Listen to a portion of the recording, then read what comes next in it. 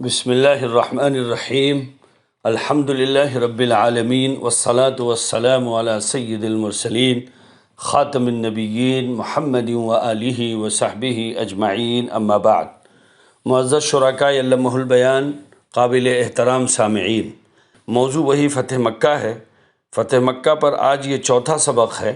بھائیو، فتح مکہ کی اہمیت یہ ہے کہ اسلام قیامت تک کے لیے مذہب اور دین بن گیا ہے۔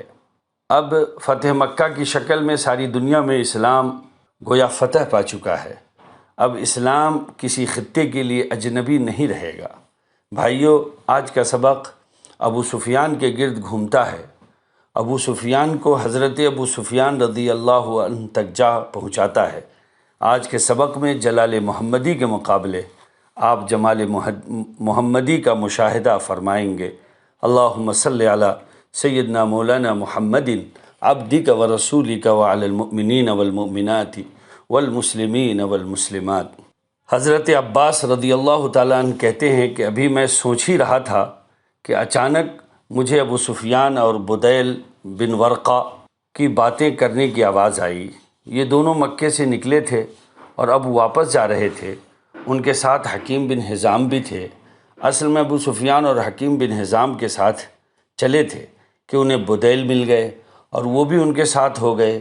یہ لوگ حضرت صلی اللہ علیہ وسلم کے متعلق خبریں حاصل کرنے کے لیے نکلے تھے اور اسی جستجو میں تھے کہ کہیں سے کچھ خبر ملے، کیونکہ ان لوگوں کو یہ تو معلوم ہو گیا تھا کہ حضرت صلی اللہ علیہ وسلم نے لشکر کے ساتھ مدینے سے کوچ کیا ہے، مگر یہ معلوم نہیں تھا کہ آپ کس طرف گئے ہیں۔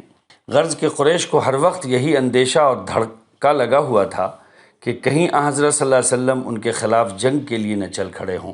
لہٰذا انہوں نے ابو سفیان بن حرب کو خبر معلوم کرنے کے لیے بھیجا، اور ساتھ ہی قریش نے ابو سفیان سے کہا کہ اگر تمہیں محمد صلی اللہ علیہ وسلم مل جائیں تو ان سے ہمارے لیے امان حاصل کرنا۔ چنانچہ ابو سفیان اسی سلسلے میں نکلا ہوا تھا۔ حضرت عباس کہتے ہیں کہ میں نے یہ باتیں سنی تو ابو سفیان کی آواز پہچان گیا۔ ابو سفیان حضرت عباس کے دوست اور ہمنشیں تھے۔ حضرت عباس کہتے ہیں کہ میں نے اسی وقت ابو سفیان کو ابو حنظلہ کہہ کر آواز دی۔ اس نے میری آواز پہچان لی اور کہا، کون؟ ابو الفضل؟ میں نے کہا ہاں۔ ابو سفیان نے کہا کہ تم پر میرے ماں باپ قربان ہوں، تم کہاں؟ میں نے کہا کہ خدا کی قسم، یہ رسول اللہ صلی اللہ علیہ وسلم ایسا زبردست لشکر لے کر تمہارے مقابلے آ گئے ہیں کہ تمہارے لیے کوئی فرار کا راستہ باقی نہیں ہے۔ ایک روایت میں حضرت عباس کی الفاظ ہیں کہ رسول اللہ صلی اللہ علیہ وسلم 10,000 کا لشکر جرار لے کر تم پر حملہ آور ہوئے۔ یہ سنتے ہی ابو سفیان گھبرا گئے اور ایسا لگا جیسے ان کے ہاتھ کے طوطے اڑ گئے۔ اب قریش کا کیا ہوگا؟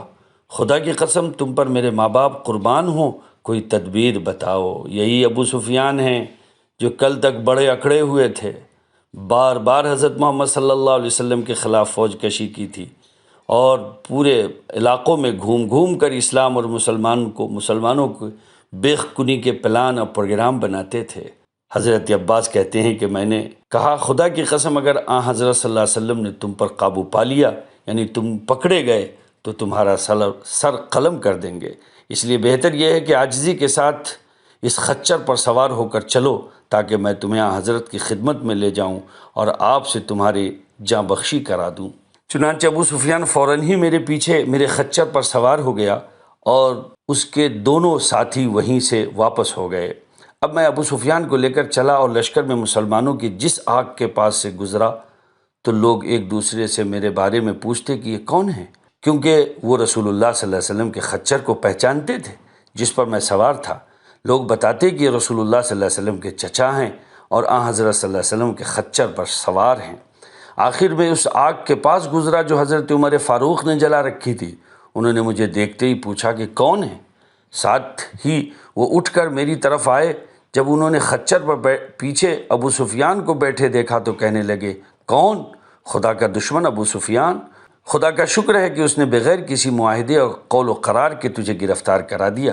اس کے بعد وہ بھاگتے ہوئے رسول اللہ صلی اللہ علیہ وسلم کی طرف روانہ ہوئے۔ میں نے دیکھا تو جلدی سے خچر کو ایڑ لگائی اور ان سے آگے نکل گیا۔ حضرت صلی اللہ علیہ وسلم کے خیمے میں پہنچ کر جلدی سے خچر سے اترا۔ پھر جیسے ہی میں رسول اللہ صلی اللہ علیہ وسلم کے خیمے میں داخل ہوا، میرے پیچھے پیچھے عمر فاروق بھی داخل ہوئے، اور حضرت صلی اللہ علیہ وسلم سے کہنے لگے یا رسول اللہ، یہ دشمن خدا ابو سفیان ہے جس پر اللہ تعالیٰ نے بغیر کسی معاہدے یا قول و قرار کے ہمیں قابو عطا فرما دیا ہے، لہذا مجھے اجازت دیجیے کہ میں اس کی گردن مار دوں۔ حضرت عباس کہتے ہیں کہ اسی وقت میں نے آپ سے عرض کیا یا رسول اللہ، میں نے انہیں پناہ دے دی۔ حضرات، غرض کہ حضرت عباس کہتے ہیں کہ جب رسول صلی اللہ علیہ وسلم نے مجھ سے فرمایا کہ عباس ان کو اپنے خیمے پر لے جاؤ، تو میں ابو سفیان کو لے کر آ گیا۔ صبح کو اذان ہوئی تو لوگ تیزی کے ساتھ نماز کے لیے دوڑنے لگے۔ ابو سفیان لشکر میں باہمی ہما ہمی دیکھ کر گھبرا گئے۔ حضرت عباس سے پوچھنے لگے ابو الفضل، یہ کیا ہو رہا ہے؟ انہوں نے کہا لوگ نماز کو جا رہے ہیں۔ ایک روایت میں ہے کہ ابو سفیان نے کہا یہ لوگ کیوں دوڑ رہے ہیں؟ کیا میرے بارے میں کوئی حکم دے دیا گیا ہے؟ حضرت عباس نے کہا کہ نہیں، بلکہ لوگ نماز کے لیے جا رہے ہیں۔ پھر ابو سفیان نے دیکھا کہ لوگ رسول اللہ صلی اللہ علیہ وسلم کی وضو کا پانی جمع کر رہے ہیں۔ پھر انہوں نے دیکھا کہ حضرت صلی اللہ علیہ وسلم رکوع کرتے ہیں تو سب لوگ آپ کے ساتھ رکوع کرتے ہیں، آپ سجدہ کرتے ہیں تو لوگ بھی آپ کے ساتھ سجدہ کرتے ہیں۔ آخر ابو سفیان نے حضرت عباس سے کہا کہ عباس، محمد صلی اللہ علیہ وسلم جو حکم بھی دیتے ہیں لوگ فوراً اس کی تعمیل کرتے ہیں۔ حضرت عباس نے کہا کہ ہاں، اگر حضرت صلی اللہ علیہ وسلم ان لوگوں کو کھانے پینے سے بھی روک دیں تو یہ اس حکم پر بھی عمل کریں گے۔ ابو سفیان نے کہا کہ میں نے زندگی میں ان جیسا بادشاہ نہیں دیکھا، نہ کسرائے فارس، نہ قیصر روم، اور نہ ہی بنی الاصفر کا بادشاہ ایسا بادشاہ ہے۔ اسی کے بعد ابو سفیان نے عباس سے کہا کہ محمد صلی اللہ علیہ وسلم سے اپنی قوم یعنی قریش کے متعلق بات کرو کہ آیا ان کے لیے ان کے پاس معافی کا کوئی گوشہ ہے؟ چنانچہ حضرت عباس ابو سفیان کو لے کر رسول اللہ صلی اللہ علیہ وسلم کے پاس پہنچے۔ آپ صلی اللہ علیہ وسلم نے ابو سفیان کو دیکھ کر فرمایا ابو سفیان، افسوس ہے کیا تمہارے لیے اب بھی وقت نہیں آیا کہ تم لا الہ الا اللہ کی گواہی دو؟ ابو سفیان نے کہا آپ پر میرے ماں باپ قربان ہوں، اب حقیقت میں بے انتہا شریف، معزز اور رشتہ داروں کی خیر گیری کرنے والے ہیں، خبر گیری کرنے والے ہیں۔ اگر اللہ تعالیٰ کی الوہیت میں کوئی دوسری شریک ہوتا تو یقیناً آج ہمارے کام آتا اور میں اس سے مدد مانگتا۔ آپ نے فرمایا ابو سفیان، تم پر افسوس ہے کیا ابھی وقت نہیں آیا کہ تم میری نبوت اور رسالت کی گواہی دو؟ ابو سفیان کہتا ہے آپ پر میرے ماں باپ قربان ہوں، خدا کی قسم بات تو یہی ہے، مگر میرے دل میں ابھی تک اس بارے میں کچھ تردد اور ہچکچاہٹ ہے۔ غرض کہ جب اس وقت بھی ابو سفیان نے حضرت صلی اللہ علیہ وسلم کی نبوت میں شک شبہ کا اظہار کیا تو حضرت عباس نے ان سے کہا ابو سفیان، تیرا برا ہو، مسلمان ہو جا، اور اس سے پہلے کہ تیری گردن مار دی جائے یہ گواہی دے دے کہ اللہ کے سوا کوئی معبود نہیں اور یہ کہ محمد صلی اللہ علیہ وسلم اللہ کے رسول ہیں۔ چنانچہ ابو سفیان نے فوراً حق و صداقت کی شہادت دی اور مسلمان ہو گئے۔ حضرت عبید بن حمید نے لکھا ہے کہ جب رسول اللہ صلی اللہ علیہ وسلم نے ابو سفیان کو اسلام کی دعوت دی تو اس نے حضرت سے عرض کیا کہ پھر میں عزا کا کیا کروں گا؟ حضرت عمر اس وقت حضرت کے قبے کے پیچھے تھے، انہوں نے یہ بات سن لی اور وہیں سے پکار کر کہا کہ اس پر پاخانہ کر دینا۔ ابو سفیان نے بگڑ کر کہا کہ عمر، تیرا برا ہو، تم بڑے گندے آدمی ہو، مجھے تم میرے چچا کے بیٹے یعنی حضرت سے ہی بات کرنے دو تو یہ بہتر ہے۔ حضرات، ابو سفیان نے پوری آواز سے چلا کر اپنی قوم کے لوگوں سے کہا کہ اے گروہ قریش، یہ محمد صلی اللہ علیہ وسلم اپنا ہولناک لشکر لے کر تمہارے سروں پر پہنچ گئے ہیں، اس لیے جو شخص اب ابو سفیان کے گھر میں داخل ہو جائے گا اس کو امان دی جائے گی۔ یہ سنتے ہی ابو سفیان کی بیوی ہندہ بنت عتبہ جو حضرت امیر معاویہ کی ماں تھی شوہر کے پاس دوڑ کر آئی اور ابو سفیان کی مونچھیں کھینچ کر اس سے مخاطب ہوئی، جس کا مفہوم یہ تھا اس گندے خبیث کو قتل کر ڈالو، یعنی ابو سفیان ہی کے بارے میں ان کی بیوی ان سے کہہ رہی ہے، ان کی مونچھیں کھینچ کر کہ اس گندے خبیث کو قتل کر ڈالو جس میں کوئی خیر نہیں ہے، اور جو شخص دشمن کی صورت دیکھتے ہی ہراساں ہو گیا ہے یہ کیسا شخص ہے؟ ایک روایت کے مطابق ہندہ نے ابو سفیان کی داڑھی پکڑ کر کھینچی اور چیخ کر کہا اے آل غالب، اس بڈھے بے وقوف کو قتل کر دو، کیا تم جنگ کر کے اپنی جانوں اور اپنے وطن کا بچاؤ نہیں کرو گے؟ اس پر ابو سفیان نے بیوی کو جھڑک کر کہا تیرا ناس ہو، خاموشی کے ساتھ گھر میں گھس جا۔ اس کے بعد اس نے اپنی قوم کے لوگوں سے کہا کہ تم اس کی وجہ سے اپنی جانوں کے متعلق ہرگز دھوکہ میں نہ پڑ جانا، محمد صلی اللہ علیہ وسلم تمہارے خلاف ایسا عظیم لشکر لے کر آئے ہیں جس کا تم مقابلہ نہیں کر سکتے۔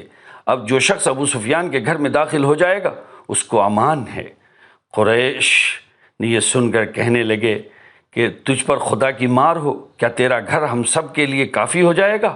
مرتا کیا نہ کرتا۔ اس وقت ابو سفیان نے کہا کہ جو شخص اپنے گھر کا دروازہ بند کر لے گا اس کو بھی امان ہے، اور جو شخص مسجد حرام میں داخل ہو جائے گا اس کو بھی امان ہے، اور جو شخص ہتھیار ڈال دے گا اس کو بھی امان ہے، اور جو شخص حکیم بن حزام کے گھر میں داخل ہو جائے گا اس کو بھی امان ہے، اور جو شخص ابو رویحہ کے جھنڈے تلے آ جائے گا اس کو بھی امان ہے۔ یہ سنتے ہی لوگ دوڑ پڑے اور کچھ اپنے گھروں میں گھس گئے اور کچھ مسجد حرام میں داخل ہو گئے۔ اس تفصیل کے پیش نظر یہ دلیل حاصل کی گئی ہے کہ مکہ معظمہ صلح کے ذریعے فتح ہوا، طاقت کے بل بوتے پر اور زبردستی فتح نہیں ہوا۔ جی حضور پاک صلی اللہ علیہ وسلم نے بہانے بنا بنا کر ان کی جاں بخشی فرمائی ہے۔ جی حضرات، اللہ تعالیٰ ان تمام صحابہ کرام کو جنہوں نے اس غزوے میں شرکت کی، پوری امت کی طرف سے انہیں جزائے خیر عطا فرمائے، اور اللہ تعالیٰ اس کی برکات قیامت تک، فتح مکہ کی برکات قیامت تک اللہ تعالیٰ ظاہر و باہر فرمائے، اور اللہ تعالیٰ ہم سب کو اپنے دین کی خدمت کے لیے، محنت کے لیے، حضرت محمد صلی اللہ علیہ وسلم کی سیرت و سنت کی اشاعت کے لیے قبول فرمائے۔ آمین ثم آمین۔ السلام علیکم ورحمۃ اللہ وبرکاتہ۔